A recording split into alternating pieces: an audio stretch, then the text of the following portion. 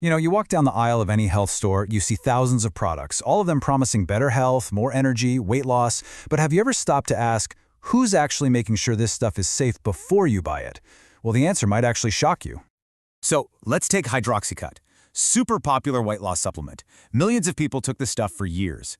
But it wasn't until a whole pattern of liver damage reports and, tragically, a death that the product was finally recalled in 2009. The damage, as you can see, was already done. And this really gets to the core question we're tackling today.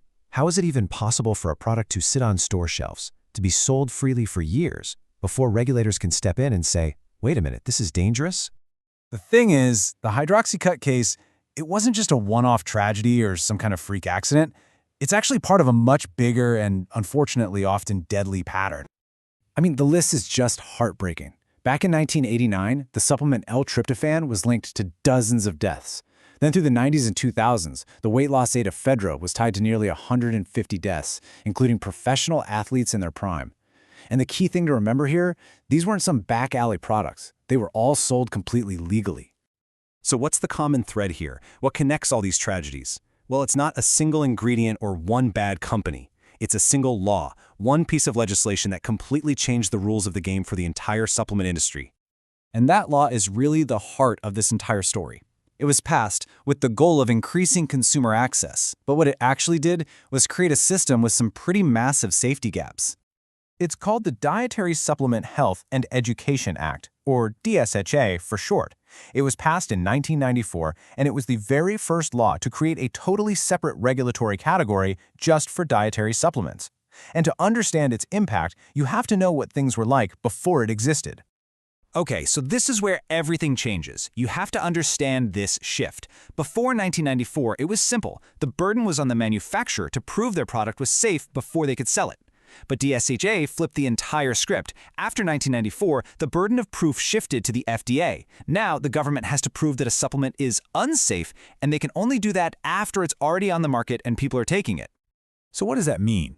It means the United States now has a fundamentally reactive system. The government isn't a gatekeeper preventing harm. It's more like a cleanup crew. They can only be called in after the damage is done, and the evidence, often in the form of injuries and, yes, even deaths, starts to pile up. So what does this look like in the real world? Just how hard is it for the FDA to get a dangerous product off the shelves? Well, let's look at the decade-long fight they had over one of the most dangerous supplements ever sold. Just look at this timeline for ephedra. It's mind-boggling. The FDA knew this stuff was dangerous way back in 1994, but their first attempt to regulate it got shut down. Why? Because under DSHEA, they couldn't produce the mountain of evidence required to prove a significant or unreasonable risk. It took almost a full decade, the deaths of high-profile athletes, and several states banning it on their own before the FDA could finally, in 2004, issue a nationwide ban. And during that decade of delay, what was the human cost? Over 16,000. Yep, that's the number of adverse event reports the FDA got for ephedra. Everything from heart attacks to strokes. All of that happened while the supplement was still being sold legally in stores across the country.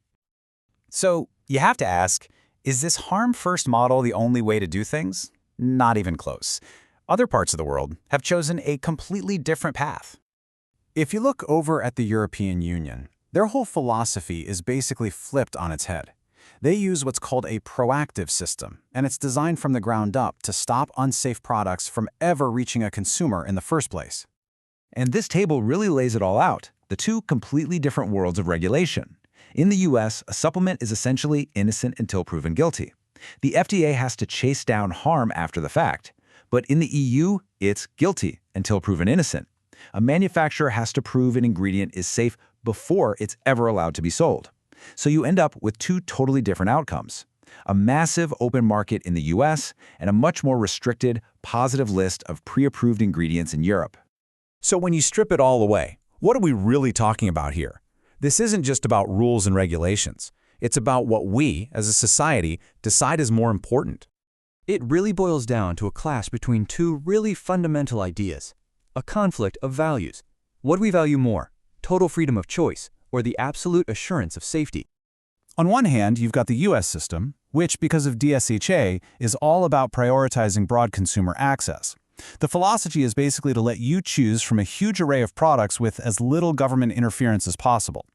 On the other hand, you have the EU system, which says, nope, consumer safety comes first, period, even if that means fewer products on the shelf.